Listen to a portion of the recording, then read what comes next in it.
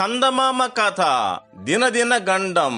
అనగనగా రణార్ణవుడు అనే ఒక రాజు ఉండేవాడు. ఆయన బహు దుర్మార్గుడు, పైగా ప్రథమ కోపి.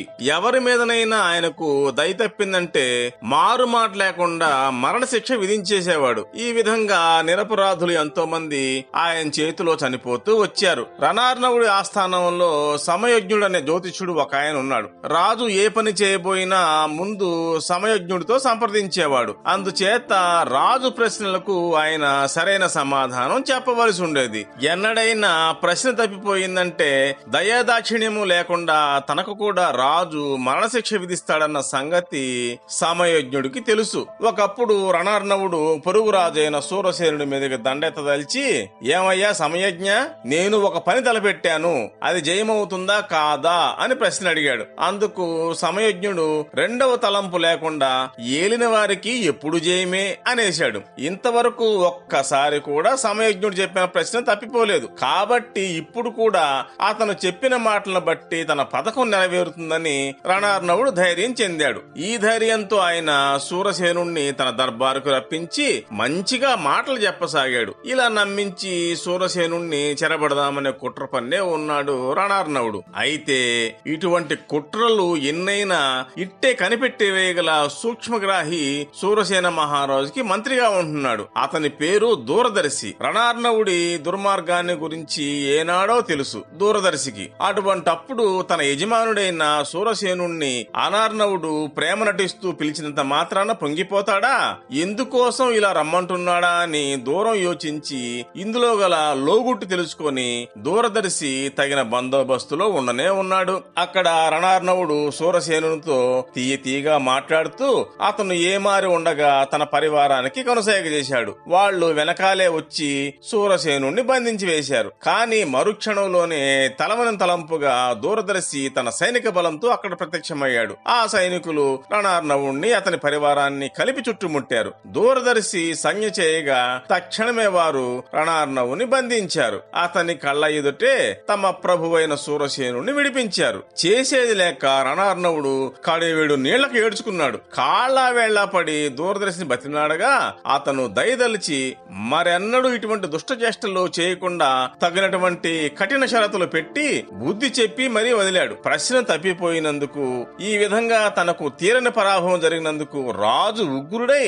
సమయజ్ఞుడి భరతం పట్టాలని నిర్ణయించుకున్నాడు. రాత్రికి రాత్రి జ్యోతిష్కుని రమ్మని కబురు పంపించాడు. పరిచారకులు పోయి సమయజ్ఞుడిని పిలవగానే అతడు జరగబోయేదంతా చిటికలో గ్రహించేశాడు. అబ్బాయిలు, మన ప్రభువుల వారు వెళ్లిన పని ఏమైందిరా అని ప్రశ్నించేసరికి రాజు ఓడిపోవడాన్ని గురించి వాళ్ళు పూసగుచ్చినట్టు చెప్పారు. అప్పుడు సమయజ్ఞుడు తన మనసులో ఇలా అనుకున్నాడు, ప్రభువుల ఆస్థానంలో ఉద్యోగం చేయడమే చాలా కష్టమైన పని. ఏమి అంటే ప్రభు చిత్తం ఏ క్షణానికి ఎలా మారుతుందో ఎవరూ చెప్పలేరు. అందులోనూ దుర్మార్గుడు ముక్కోపి అయిన రణార్ణవుడు వంటి రాజు కింద నౌకరి కేవలం దినదినగండమే. ఏదో దేవుని కృప వల్ల నేటి వరకు దుష్టుని వద్దనైనా నెగ్గుకొచ్చాను. కాని ఇంతటితో నా పని సరి. నాకు ఆయువు మూడడం చేతనే ప్రశ్న తప్పిపోయింది. విధి విలాసం ఇలా ఉండగా నేనేమి చేయగలను? ఈ సమయంలో నేను అధైర్యపడి జంకితే అసలే లాభం లేదు.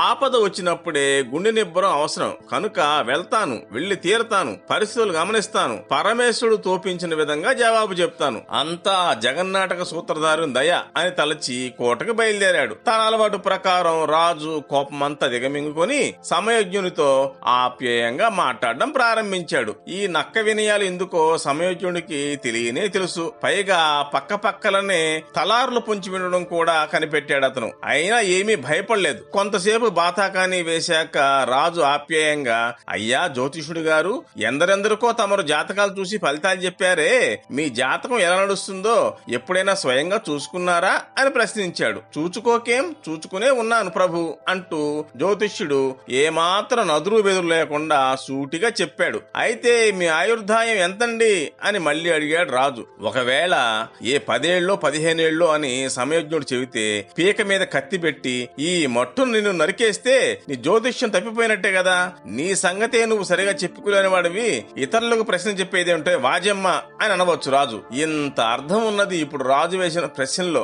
అంత మాత్రానికే లొంగిపోతాడా బుద్ధి కుశలత గల సమయజ్ఞుడు?